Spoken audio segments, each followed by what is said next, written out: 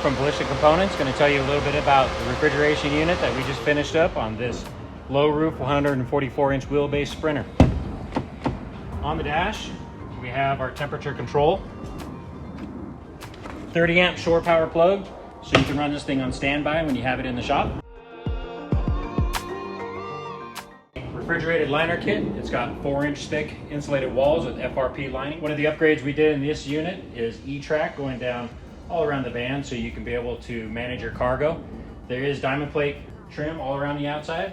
And on the floor, you do have the option to add diamond plate, so if you want that extra level of protection and also to make it non-slip. On the back, you have insulation inside the doors, diamond plate on each side. So the doors are insulated. This thing will hold down to comfortably somewhere in the 12 to 15 degrees, so you can run frozen temps with no problem. Inside, you'll see we have a Zanotti Z350. That's the refrigeration unit. It is engine-driven compression and also standby compression. The sliding door is insulated, so you do have access, and then you can add an extra level of insulation if you want to be able to get down to deep frozen temperatures.